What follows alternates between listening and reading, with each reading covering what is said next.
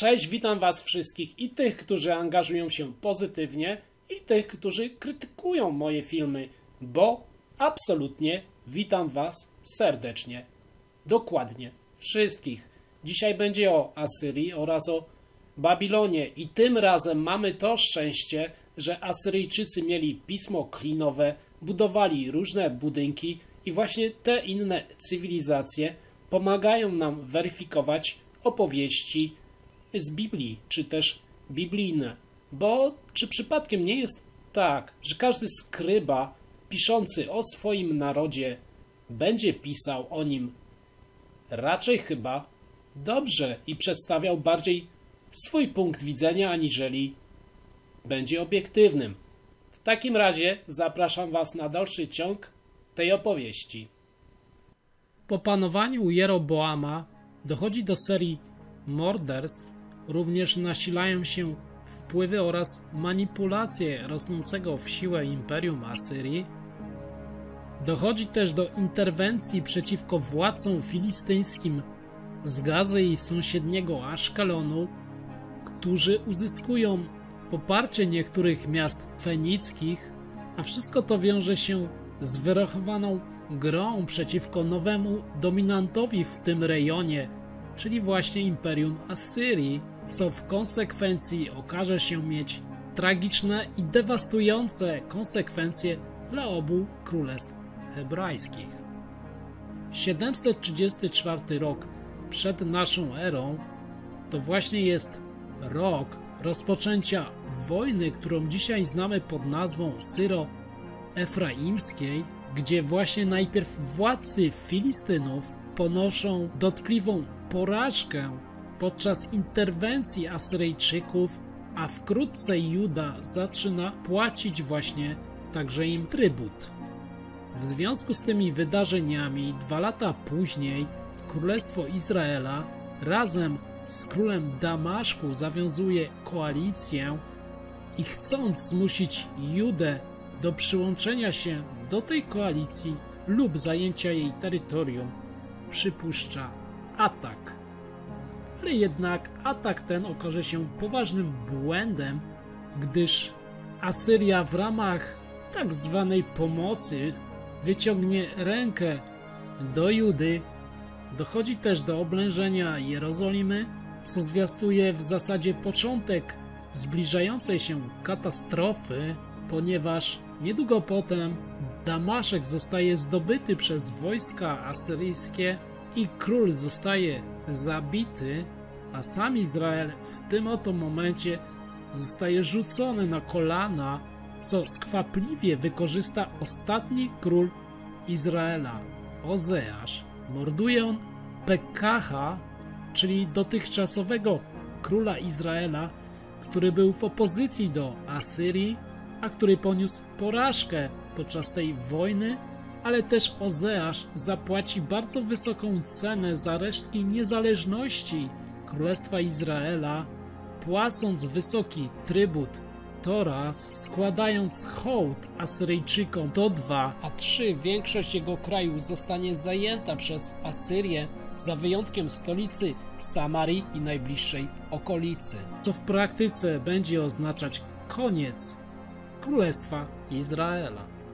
Też tutaj będziemy mieć do czynienia z powszechną praktyką Asyryjczyków polegającą na deportacji miejscowej ludności w głąb własnego terytorium i suma tych wszystkich negatywnych zdarzeń da pretekst Ozeaszowi do buntu, gdzie sprzymierzy się z Egiptem, czyli wrogiem Asyryjczyków, wymawiając im trybut, ale ruch ten okaże się gwoździem do trumny Królestwa Izraela, ponieważ aż po 3-letnim oblężeniu samej Samarii miasto padnie, Ozeasz zginie, a sami Asyryjczycy dokonają kolejnych deportacji, gdzie w roku 722 przed naszą erą Królestwo Izraela zostanie całkowicie już wymazane z mapy starożytnej Palestyny, stając się niczym więcej jak tylko kolejną częścią Imperium Asyrii.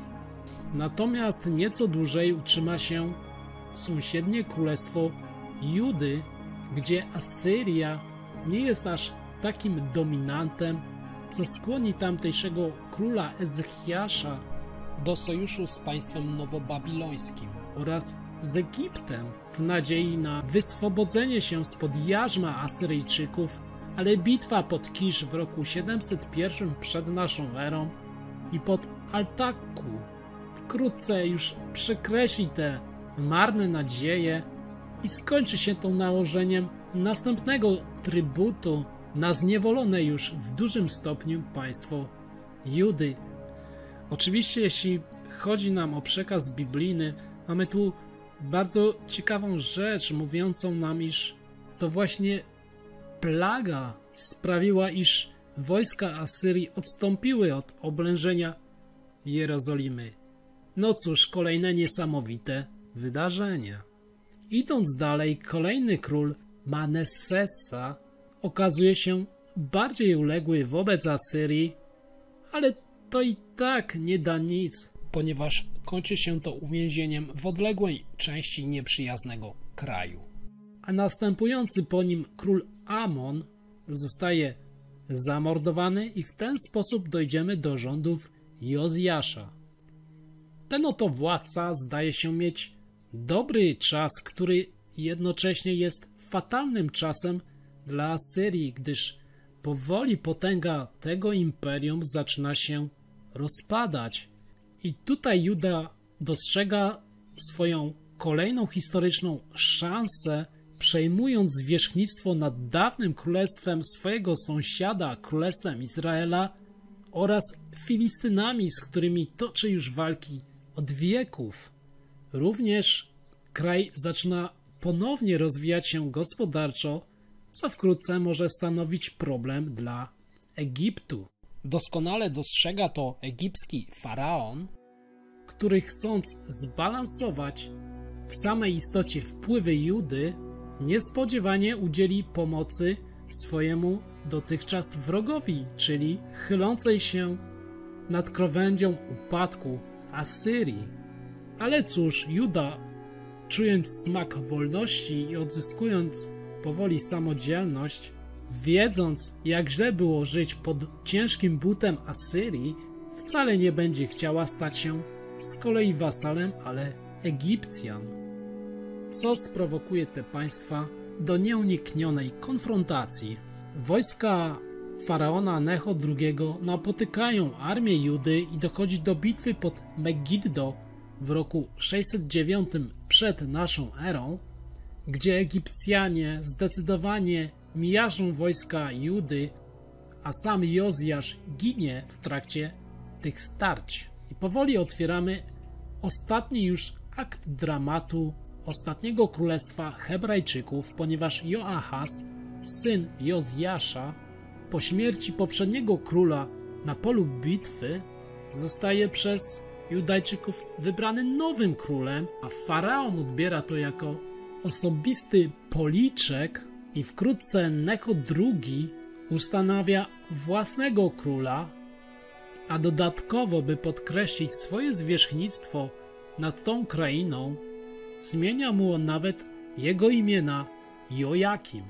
Ostatni raz Hebrajczycy chcą uwolnić się spod jarzma potężnych sąsiadów i dostrzegają kolejną szansę, ponieważ faraon ponosi porażkę w bitwie pod Karkemisz w roku 605 przed naszą erą, ale i tak to niczego nie zmieni, bo teraz zamiast płacić trybut Egiptowi, trzeba będzie zapłacić trybut, ale zwycięskiej armii Babilonu.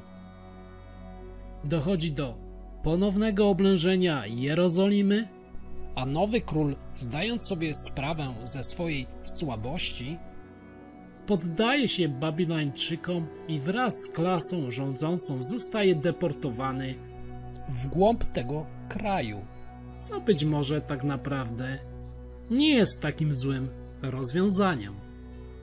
Wkrótce potem mamy nowego króla, ale jest to król marionetkowy o imieniu Sedecjasz, ustanowiony przez władze nowobabilońskie. I zarazem jest to ostatni król Judy, I również tak samo popełni on w pewnym sensie błąd ostateczny, który przypieczętuje koniec tego oto królestwa, ponieważ będąc dumnym władcą wypowiada posłuszeństwo Nabuchodonozorowi II, co niespodziewanie wykorzystają Edomici, atakując ten kraj, a przyczyną upadku już mocno osłabionego królestwa będzie najazd armii nowobabilońskiej. Jerozolima ponownie zostanie oblężona, ale tym razem jednak nie będzie litości.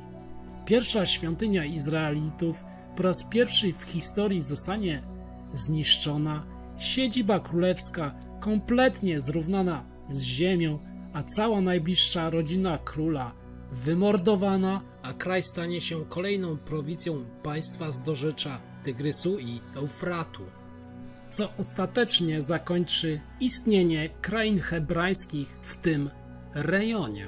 Oczywiście w Biblii użyto wielkiego terminu tzw. niewoli babilońskiej, który tyczy się właśnie wygnania Judejczyków w głąb tamtych nieprzyjaznych im krain, ale ośmielę się tutaj powiedzieć, iż wbrew pozorom wielu z nich było tak naprawdę dobrze traktowanych i pełniło wysokie i istotne funkcje w administracji Babilonu. Ale to już jest całkiem inna opowieść.